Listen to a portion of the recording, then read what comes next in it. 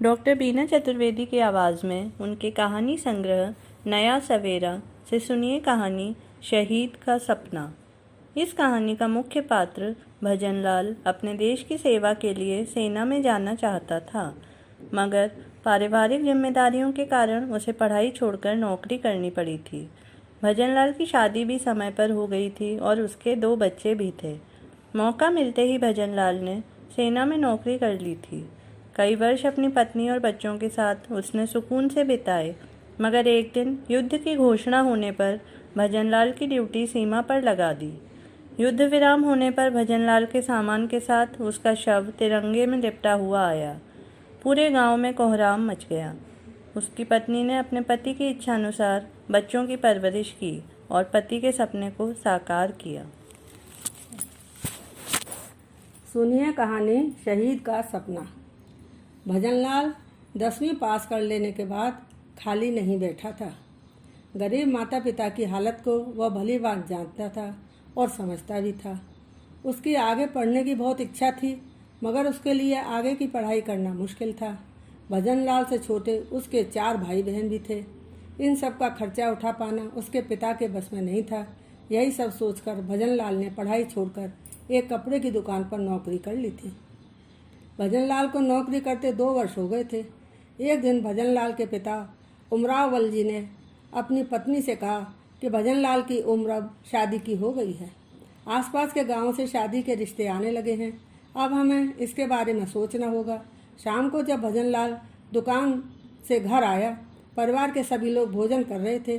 खूब हंसी मजाक चल रही थी। उसी समय भजनलाल से उसकी बहन विमला कहने लगी, भैया अब जल्दी ही आपके सिर पर सेहरा बनने वाला है। पापा जी ताऊ जी से इस बारे में सलाह ले रहे थे।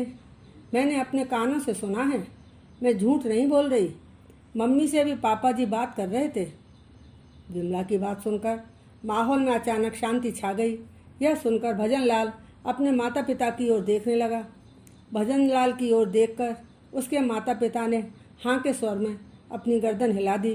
भजनलाल बेचारा क्या बोलता। भोजन करके वह चुपचाप वहाँ से खिसक लिया। 2-4 दिन बाद ही पास के गांव से लड़की के पिता और चाचा अचानक भजनलाल को देखने आ गए। आपस में मिल बैठकर बातचीत हुई। दुकान से भजनलाल को बुलवा लिया गया। लड़की के पिता ने भजनलाल से भी बात की। वह लोग संतुष्ट हो गए। उस समय भजनलाल की उम्र 20 वर्ष की थी और लड़की की उम्र 18 वर्ष की थी। दोनों परिवार के लोगों ने सलाह मशविरा करके शीघ्र ही शादी का मुहूर्त निकलवाया।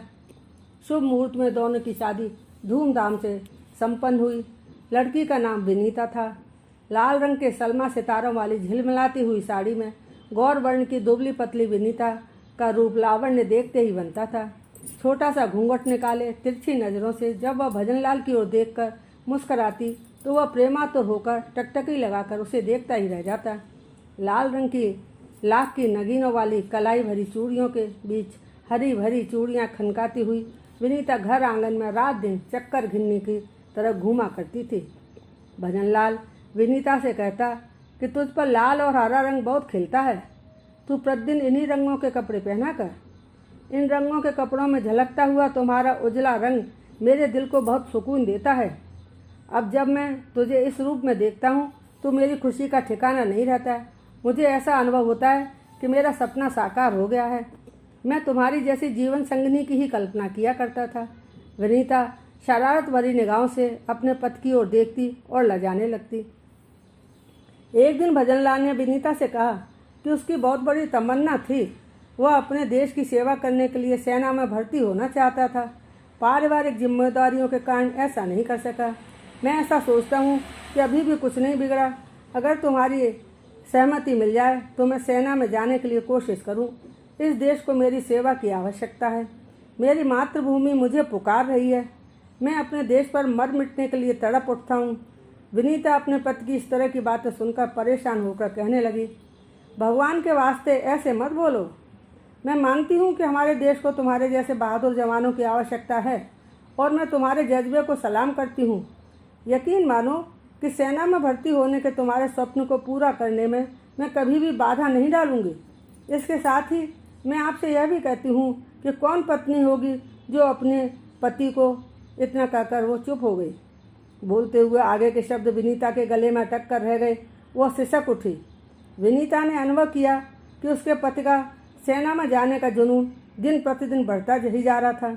वह समाचार पत्रों के हर पृष्ठ पर सेना भर्ती परीक्षा के विज्ञापनों को तलाशता रहता था। शारीरिक परीक्षा की तैयारी के लिए प्रतिदिन प्रातःकाल उठकर दौड़ने जाता था। उसकी कोशिश रहती थी कि वह इतनी मेहनत करे कि फिटनेस परीक्षा पास कर सके। विनीता इस बात को अच्छी तरह से समझ चुकी थी कि उसके पति अपने देश से बहुत प्यार करते हैं। उसको यकीन होने लगा था कि एक न एक दिन वह परिवार का मोह त्याग कर निश्चित रूप से सेना में भर्ती हो जाएंगे। भविष्य में उसे ही परिवार की जिम्मेदारी उठानी होगी। कुछ समय पश्चात विनीता ने एक सुंदर और स्वस्थ बेटे को जन्म दिया। घर में सब और खुशी की लहर दौड़ने लगी। बेटे के होने का जलसा बहुत धूमधाम से मनाया जा रहा था। उसी बीच खबर आई कि भजनलाल का चयन सेना में हो गया है और उसे ट्रेनिंग के लिए जल्दी ही जाना पड़ेगा। इस समाचार को सुनकर सभी लोग बहुत खुश हो रहे थे, मगर फिर भी कहीं कुछ ऐसा था जो विनीता को अंदर ही अंदर खाए जा रहा था। ट्रेनिंग पूरी हो जाने के बाद भजनलाल की पहली पोस्टिंग मेरठ शहर में हुई। घर में सब कुछ यथावत चल रहा था। विनीता का दिन का समय तो घर गृहस्थी के काम में और बच्चे के पालन पोषण में व्यतीत हो जाता, मगर पहाड़ सी काली रातें उसकी आंखें नम करती रहती। वह कर्तव्य और भावना की तराजू में स्वयं को झूलता हुआ महसूस करती। विनीता किसी भी परिस्थिति में कमजोर नहीं पड़ना चाहती थी। भजनलाल ने अपने बेटे का नाम सूरज रखा। सूरज अब 1 वर्ष का हो गया था। उसकी बाल क्रीड़ाएं परिवार के सभी लोगों को मोहित करती रहती थी। विनीता अपने पति को लिखे जाने वाले सभी पत्रों में सूरज की बाल क्रीड़ाओं की जानकारी विस्तृत रूप से दिया करती थी। भजनलाल इतनी दूर होते हुए भी हर क्षण अपने बेटे की तोतली भाषा में बोले गए टूटे फूटे मीठे बोलों को महसूस करता था। उसको अपने बेटे सूरज को देखने की बहुत लालसा हो रही थी। उसने अपने पिताजी को पत्र लिखकर अपनी इच्छा प्रकट की कि वह चाहता है कि विनीता और सूरज कुछ समय के लिए उसके पास रहने आ जाएं। वह बेटे सूरज की अटकेलियां अपने आंखों से देखना चाहता है। उसे छुट्टी नहीं मिल रही, वरना वह 2-4 दिनों के लिए आ जाता। अपने परिवार को यहाँ मेरठ में अपने साथ रखने की अनुमति उसे मिल गई है, अतः आप किसी के साथ इन दोनों को भेजने का प्रबंध कर दीजिए। विनीता और सूरज लगभग 1 वर्ष तक भजनलाल के साथ मेरठ में रहे। यह 1 वर्ष का समय इन लोगों के लिए बेहद अहम था। दोनों अपने बेटे के साथ बहुत खुश थे। इसी बीच सूरज अपने पैरों पर खड़ा होने लगा था। बेटे का डगमगाते पैरों से ठुमक ठुमक कर चलना, उठना गिरना, रोना हंसना, इन सभी क्रियाओं को ये दोनों अपनी आंखों में बसा लेना चाहते थे। थोड़े समय पश्चात विनीता ने एक प्यारी सी बेटी गुनगुन को जन्म दिया। भजनलाल और विनीता अपनी छोटी सी दुनिया में खुश रहते थे तथा भविष्य के सपने संजोते रहते थे। पारिवारिक जिम्मेदारियों के कारण वह जिस मंजिल तक स्वयं नहीं पहुंच सका था, उस मंजिल तक अपने बच्चों को पहुंचाने की कल्पना किया करता था। सूरज अब 8 वर्ष का और गुनगुन 6 वर्ष की हो गई थी। अचानक पाकिस्तानी सैनिकों ने हिंदुस्तान की सीमा में घुसपैठ शुरू कर दी। युद्ध के हालात बनने लगे। विनीता के सुकून भरे दिनों पर वज्रपात हो गया। भजनलाल की ड्यूटी सीमा पर लगा दी गई। उसे शीघ्र वहां पहुंचने का आदेश मिल गया। अब वह अपने परिवार को वहां नहीं ले जा सकता था। विनीता के मन में आशंकाओं के बादल मंडराने लगे। हालांकि वह इस बात से भलीभांति परिचित थी कि सेना की नौकरी में इस तरह की स्थितियां आती रहती हैं, फिर भी किसी अनहोनी की सोचकर उसका कलेजा मुंह को आ जाता। भजनलाल की स्थिति इससे एकदम विपरीत थी। वह बहुत उत्साहित होकर कह रहा था, विनीता, अपनी मातृभूमि की सेवा करने का अवसर हर किसी को नहीं मिलता। मैं बहुत खुश नसीब हूँ। मेरी भारत माँ को आज मेरी ज़रूरत है। मेरी पत्नी होने के नाते तुम्हारा फर्ज बनता है कि तुम मेरा आत्मबल बढ़ाओ और मेरी अनुपस्थिति में मेरे परिवार की जिम्मेदारी उठाओ। विनीता अंदर ही अंदर घुटन महसूस कर रही थी, मगर ऊपर से मुस्कुराने की कोशिश कर रही थी। वह भजनलाल के जुनून के समक्ष कमज़ोर नहीं पड़ना चाहती थी। उसके दिलो दिमाग को आशंकाओं ने घेर रखा था। ऐसे कष्टप्रद क्षणों में भी विनीता अपने पति से एक वायदा ले रही थी कि वह हर हालत में सप्ताह में 1 पत्र उसे अवश्य लिखे तथा मौका मिलने पर फ़ोन करके उससे बात करने की कोशिश करे। इसी के साथ विनीता ने भजनलाल के माथे पर तिलक लगाकर उसे प्रस्थान किया। विनीता अपने बच्चों के साथ सास ससुर के पास गांव वापस आ गई। भजनलाल सोच सा अपने कर्तव्य मार्ग पर चला गया। भजनलाल को तरक्की देकर भेजा गया था। एक और विनीता और घर परिवार के लोग भजनलाल की तरक्की से खुश हो रहे थे। मगर दूसरी ओर सबका दिल बैठा जा रहा था। भजनलाल की याद में विनीता उसके साथ बिताए हुए दिनों की स्मृतियाँ संजोती और उन्हें पत्रों में लिखकर उस तक पहुँचाकर उसका हौसला बढ़ाती। दूर रहते हुए भी नज़दीकियाँ बनाए रखने का एकमात्र यही जरिया उन लोगों के पास रह गया था। हर सप्ताह विनीता अविलंब भजनलाल के पत्रों का जवाब देती। भजनलाल के पत्रों के माध्यम से उसे जानकारी मिलती रहती थी कि सरहद पर दिन रात गोलीबारी होती रहती है। सरहद के नज़दीक रहने वालों को अपना घर द्वार और पशुओं को असहाय हालत में छोड़कर सुरक्षित स्थानों पर जाना पड़ता है। जो लोग किसी कारणवश वहां से छोड़कर नहीं जाना चाहते, उनकी जान को हमेशा खतरा बना रहता है और इन लोगों को सरकारी बंकरों में पनाह लेनी पड़ती है। भजनलाल अपने और साथियों के साहसिक कारनामों के बारे में अपने पत्रों में बताता रहता था, जिन्हें पढ़कर विनीता का दिल कांपने लगता था। विनीता पत्र पढ़कर अपने पति के साहस के बारे में परिवार के लोगों को बड़े गर्व के साथ सुनाती थी। भजनलाल ने पत्र में लिखा था कि भयंकर युद्ध होने की स्थिति पैदा होने लगी है। बहुत संभव है कि मैं अब हर सप्ताह पत्र न लिख सकूं। यह समाचार पढ़कर विनीता बेचैन होने लगी। टीवी में भी इसी तरह के समाचार लगातार सुनाए जा रहे थे। बहुत इंतजार के बाद एक दिन अचानक भजनलाल का पत्र आया। लिखा था कि विनीता, हो सकता है यह मेरा अंतिम पत्र हो। कश्मीर के कुछ हिस्सों में पाकिस्तानी सेना आगे बढ़ने की कोशिश कर रही है। हमारी सेना की ओर से भेजी जाने वाली टुकड़ी में मुझे भी भेजा जा रहा है। भगवान न करे यदि मुझे कुछ हो जाए तो तुम हमारे बच्चों को अच्छा इंसान बनाना, बड़ा होने पर इन्हें सेना में भेजने की कोशिश करना।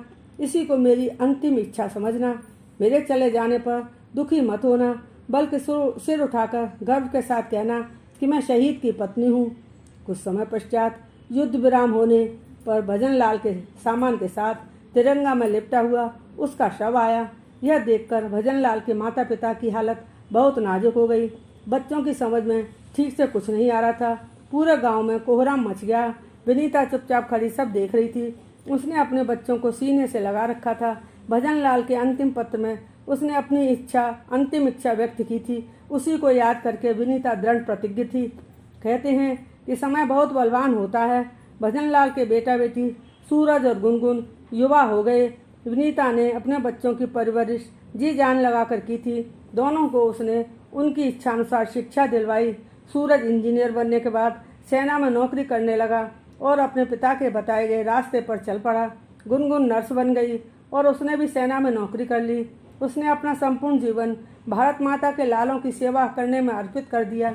सरकार ने भजनलाल के गांव की ओर जाने वाली मुख्य सड़क का नाम भजनलाल का रास्ता रखवा दिया। विनीता को काफ़ी मशक्क़त के बाद पेट्रोल पंप मिल गया। भजनलाल के शहीद होने के बाद विनीता को अनेक कठिनाइयों का सामना करना पड़ा, मगर वह कभी भी कमज़ोर नहीं पड़ी। उसने बहुत ही हिम्मत के साथ सभी कठिनाइयों का सामना किया। विनीता को इस बात का आज भी अभिमान है कि उसने अपने पति के सपने को साकार करने में कोई कसर नहीं छोड़ी। पति के जीवित अवस्था में भी और उनके शहीद होने के बाद भी उनकी अंतिम इच्छा को पूरी लगन के साथ पूरा किया। उसे अपने आप पर गर्व है कि वह एक शहीद की विधवा है और बहादुर बच्चों की माँ है।